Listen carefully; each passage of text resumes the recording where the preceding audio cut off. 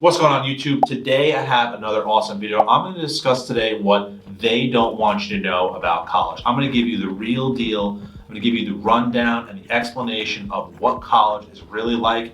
I'm also going to be frank about a lot of the positives and negatives of the experience. You see a lot of stuff on TV, you see a lot of movies that discuss college and this, show the crazy stuff that goes on.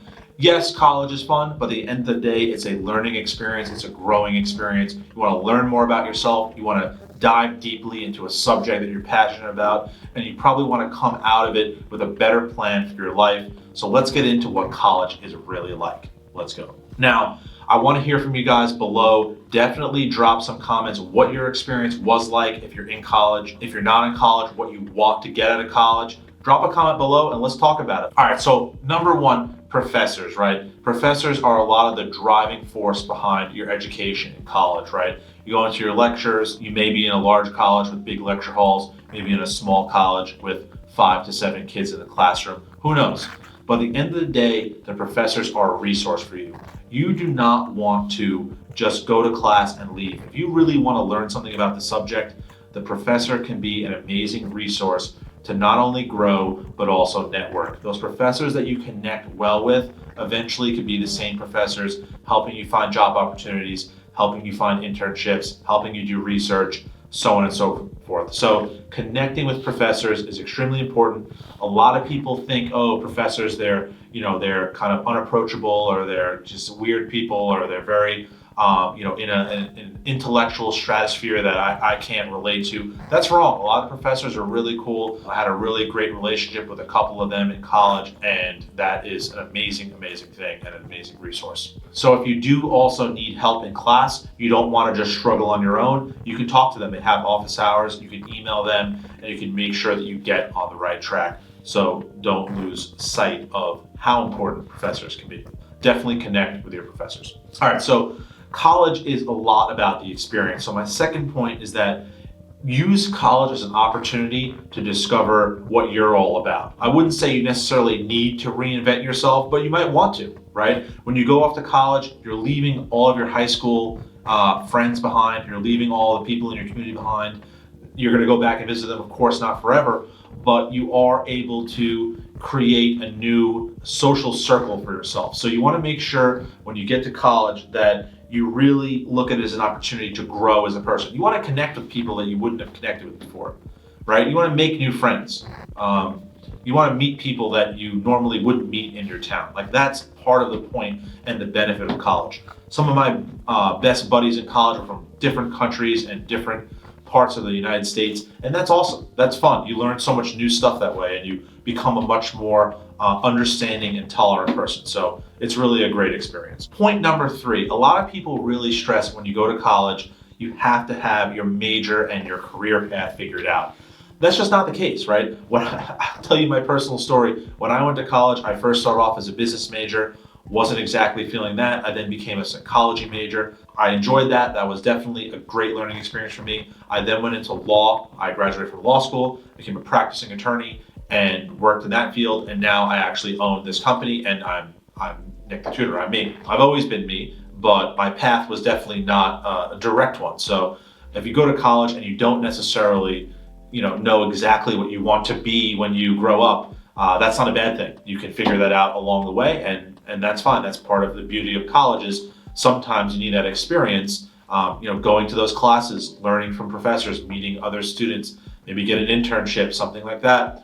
Then you can figure out what your true passions are and what you really like to do. So college is awesome for that. All right, so a lot of people talk about the freshman 15. My 4th point is you want to really try to stay healthy. There are limited food opportunities at some schools. Sometimes you're cooking for yourself. You have to rely on cafeterias. Now, some colleges have really great healthy options. If you're vegan, if you're vegetarian, if you have a gluten allergy, you probably can get by. Other colleges maybe don't have the best options. It depends on where you're going. It's hard to say, but staying healthy and paying attention to your health is important. You want to make sure to get checkups.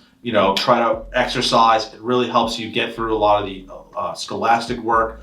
I myself would run, lift, do kinds of fun stuff, play sports, all that good stuff. So definitely monitor your health. You don't want to slide into bad health. And as you of course, reach an appropriate age, there's probably a lot of partying, tailgating, sports games you're going to, you're eating wings, you're indulging, and that can result in unhealthy lifestyle. So I want to make sure to just keep healthy and you'll feel good. Point number 5, one of the things that they don't tell you about college is that you are now able to budget your time all on your own.